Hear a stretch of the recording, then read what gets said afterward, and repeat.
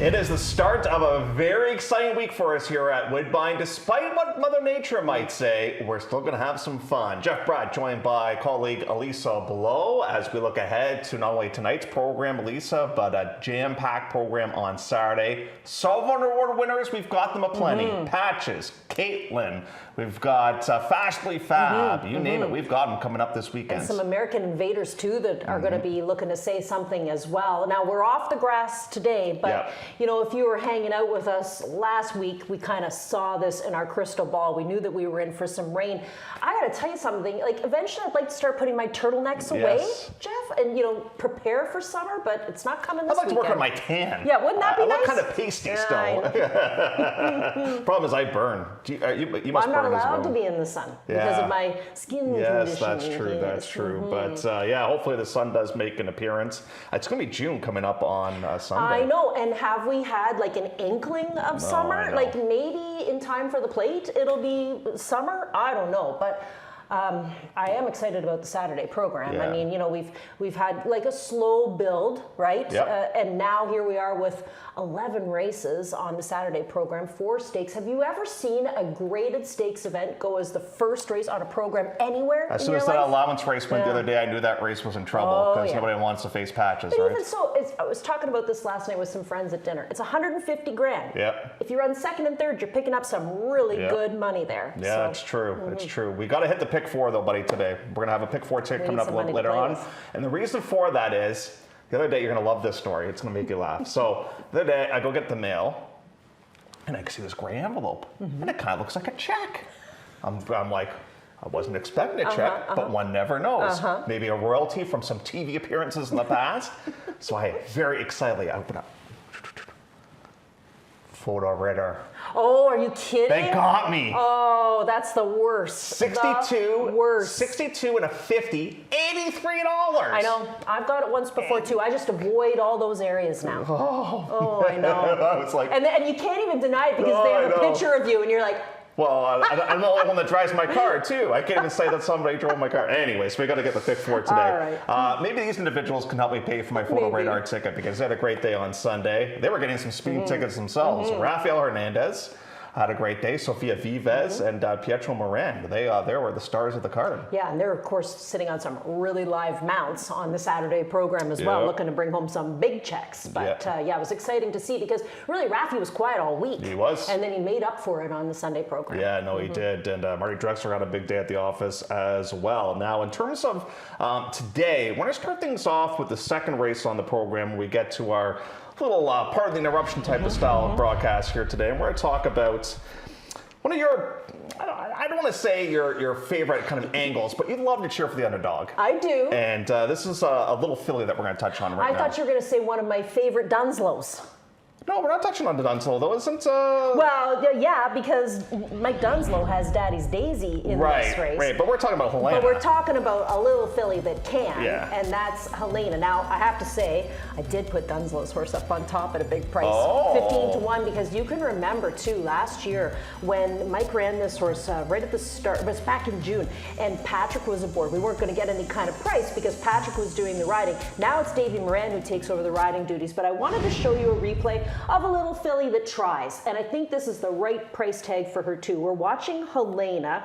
Now, there she is highlighted for you. It's a horse that Carlos Grant trains, and on this day, it was Sofia Vives aboard. What's important about finding a rider for her is you have to find somebody who's going to be incredibly light because she is incredibly small. Last year, there was a big story about Michelle Rainford coming back to ride because she was galloping this horse. Maybe she still is galloping this horse, but she came back to ride this horse specifically because Carlos just thought that they got around very, very well together. I think this is a great effort, and what I like too is the reclassification. I really like that Carlos put her in for $15,000 because she broke her maiden in the maiden optional quarter. This is the proper evaluation for her, and instead of going crazy, he's putting her right back in for that tag again today. I just was impressed with the effort from her. She gets Austin Adams, and he, of course, a 5-pound bug, which will help to get this horse in light. Sophia Vivez, she goes to the one-horse Gather, which we can understand because this is a barn that she rides quite a lot for. But I'm going to take a flyer. Hey, Ron's doing the same thing as me, taking a flyer on Daddy's Daisy. There were some races at the end of the season, I think, that were experiments because, I talked to Mike about it before when he put her on the grass. I think he really wanted to see what she was capable of doing on the grass, and it was just an experiment that didn't pan out. But she was strong at the beginning of the season. She gets Davy Moran here today, so, I just thought at a big price, she's worth using in your ticket. I'll take a shot with Cinnamon Bits in there. Goes off the bench for Johnny Charlombis, and we'll see if that one's ready to go right at first asking. Our second topic, I like the horn. The horn always catches me off guard. Race 3 will be at a mile and a 16th in your 25,000 claimers. These are non-winners of 3. Did you change anything? Because I did not. No. Now, I went with Sharp Flame, but the horse never works on the synthetic. I know, me too. So that worries me a tad. Well, we were kind of sold this line when we got a synthetic racing that, a horse who likes the turf is going to like the main track, so you wouldn't have to have, a horse bred for, say, dirt and then a horse bred for turf. They should generally like the surface. So I'm not going to change my selections either because I find sometimes when I change them, it's the worst. The original pick popped up. And there's no worse feeling that you're like, why? Why? So, Who else did you go with in that spot, just for curiosity? I did use the Sharp Flame, and then I used this too, Dreams and Schemes. You know why? Because first start of the season last year for this horse, and albeit it was on the grass, produced a good second place effort, and Catherine's horses have been doing well off of on their first starts back. So I thought, why not just go to that barn? And then I used the one Cardio Princess for Don McRae, who's sitting on a big number. If he happens to win here today, it'll be 600 career victories for him. Forgot about that. How can you forget about that? That's your my buddy Donnie. It's your friend. My bestie. Moral Turpitude.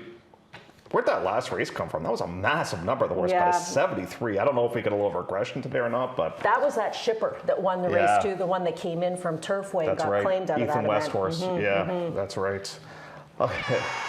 This next topic is Old Pro. You must be talking about me. Well, somebody, it's your horse version. Oh, your it's my horse version. So you're saying that I'm a optional 10,000 claimer. Listen, is what you're saying. It's like watching, like I said, this is like watching Jeff play hockey. Watching this 8-horse Super Success. I mean, the fourth race where we kick off the pick 4, and both Jeff and I are in agreement that you got to beat the old guy, Super Success in here. He just stands out. My thing is, I'd like to see if anybody reaches and takes him for 10 because you can still make some money off him even though he's 9 years old. That's my concern, though. Okay. Because where do you go after this? Well, you just keep hanging out in these. Well, you got to move up. But okay, let's watch this. So here he's the one horse, and this is, like you said, this is a great example. So he's got a check. Yeah. All right. This is a great example of an old professional racehorse who doesn't get bothered by something like that happening. Some horses will see this, especially the young ones. You know that, Jeff. They're up along the rail, they get squeezed out, they get scared, and then forget about it. The race is basically over. This guy, and I used this line last week, but this really applies to this guy. This guy says, hey, kids, hold my beer. And he goes around them. This is like everybody who's been involved in the racing game that has had horses like this, 7, 8, 9 that you can always rely on. They're just fun horses to have in your barn. You know that they're never going to not try. That's why they've succeeded until the age of 9, because they try each and every time. And again, he's gone back and forth between DePaulo and Drexler. I think you can still make some serious money with this horse this season, and he'll be a key for us in the pick 4. Yeah, he's a cool dude. He actually scratched a race on May the 18th, which I kind of like because a little bit more time. Kind of fine with the older horses. Yeah. It's like you, Jeff. You can't just wheel back in and play hockey the next day. Ain't that the truth? That's why I play once a week. That's right.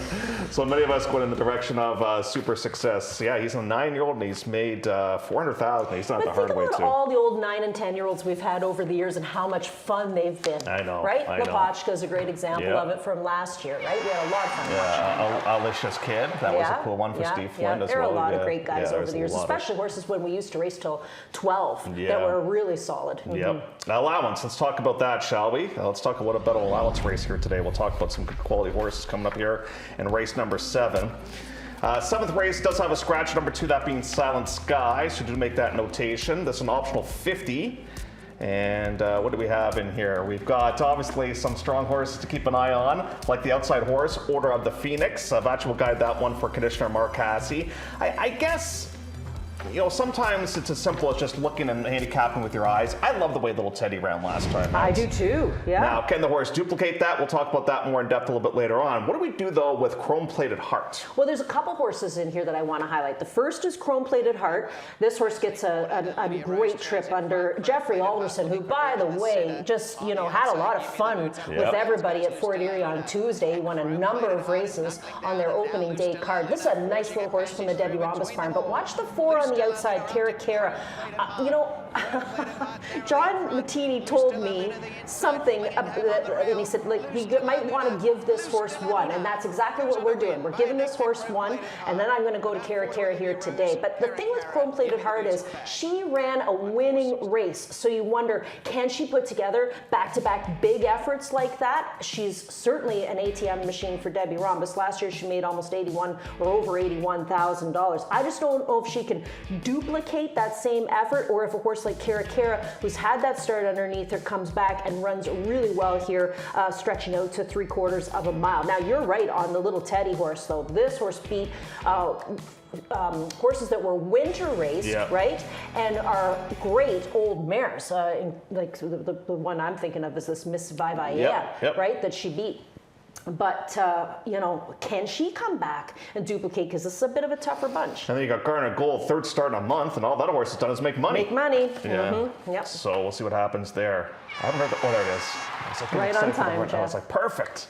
Race 8 was to be on the E.P. Taylor turf course, but Mother Nature said, not today, my friends. And maybe not tomorrow. Yeah, unfortunately, you might be right about that. We're going 6.5 furlongs now on the main. We have just the one scratch to the 11, 6, 4, and 9.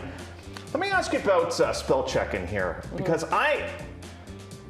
maybe she's always a good workhorse. That's a possibility. Josie Carroll had the horse originally, now transferred over to Sittard's barn. The reason why I went with this horse was maybe she'll like the turf, but I didn't want to change with the surface change here today, though.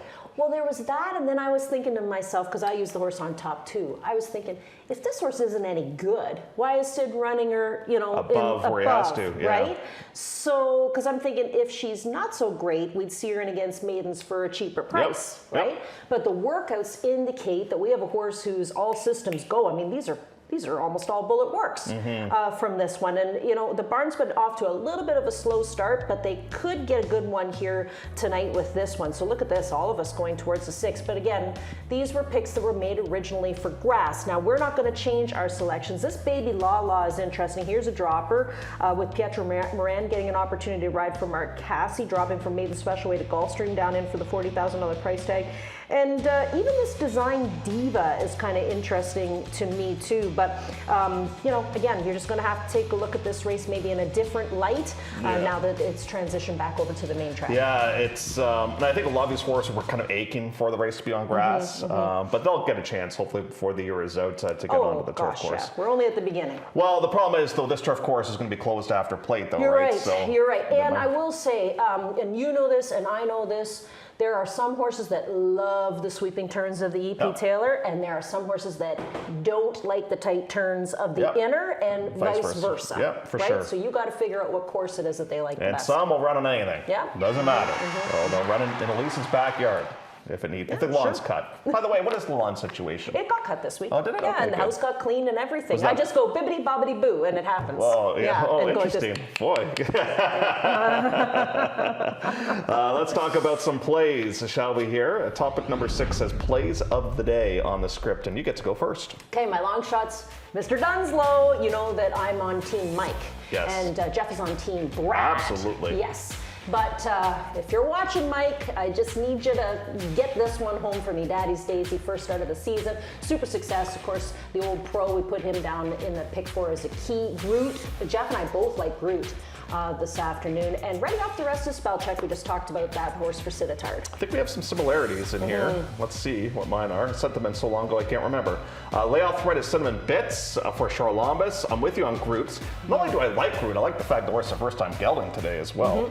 I think a little Teddy could repeat. I think that's a possibility. And my value play was going to be spell check, although I guess we're not going to get the price, considering the fact that all of us are picking the horse coming up in the last race of the day. As for some of the others, Oh, there's a new name on the board. Hold on. Whoa. There's no face. We should have like just a silhouette. Yes, a question mark. Yeah. Or should we have a picture with a guy with a bag on the head? It could be like Patrick Husband's picture on the That's on right, the TV. That's right. So the Woodbine TV prod pick, we can't tell you who the person is because we protect the innocent.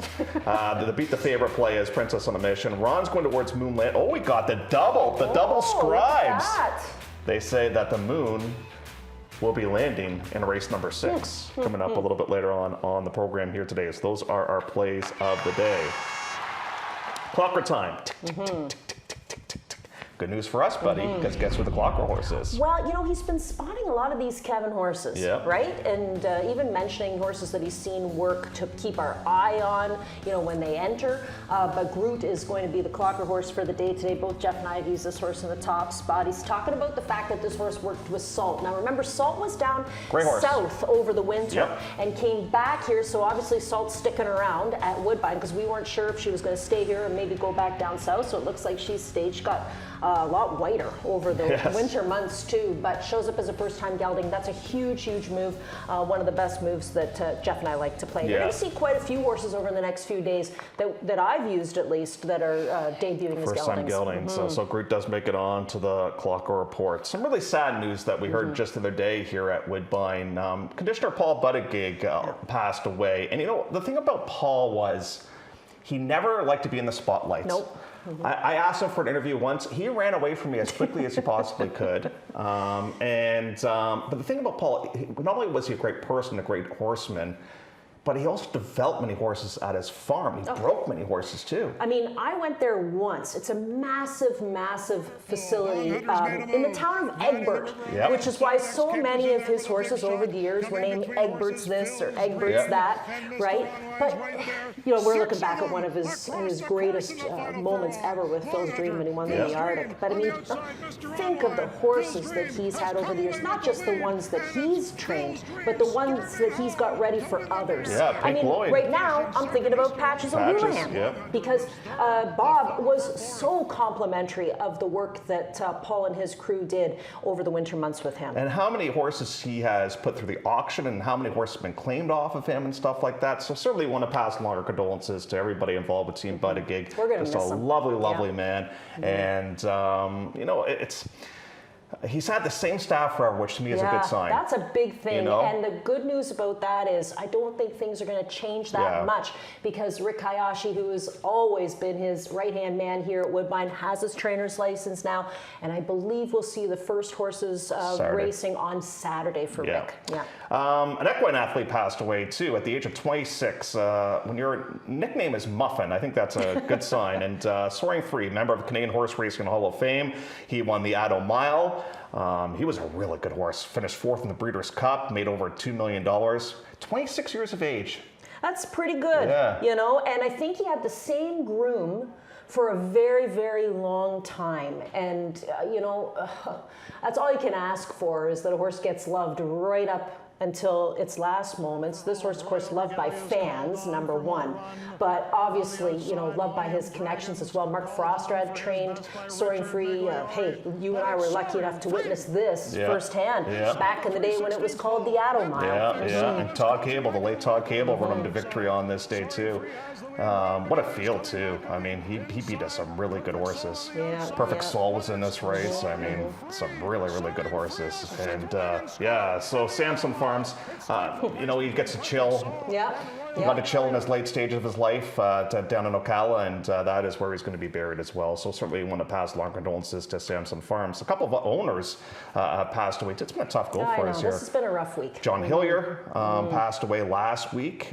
You were very close with him. I know close enough. We went on a really great ride back in the day with One Way Love, which was kind of his entrance into the game of horse racing. He bought in and bought half of that horse with Bruno, and and then that kind of kicked things into gear. He had some great horses over the years, and he had a lot of trainers too. A lot of people and I like kind of what Darwin Banak and them wrote, had either the pleasure or the pain of training for John over the years, because he loved his horses and he loved his wife Marilyn. They were great fixtures here, and they're together again. And one that caught me off guard, last night Brian Patterson passed away. He had horses with Ian Black throughout the years. He had a horse by the name of the Young Lord. That was a really nice horse, and recently he's had a horse with Michelle Love. Just would do anything for you. And we want to pass along condolences to Kathy, his partner, and to everybody in the Patterson family. Been a tough go. Been a tough go. Really tough go. But you know what I think we should do, especially for Paul, because he's such a fixture here and he did so much. He dedicated his life to racing here in Ontario. I think we should have a day where all of us wear purple. I like that idea. All wear purple for Paul. Yeah, no, that's a good idea. That's a good idea. So again, tough goal for us here in the horse race community. It's so tight knit. Yeah. Everybody feels it. Right.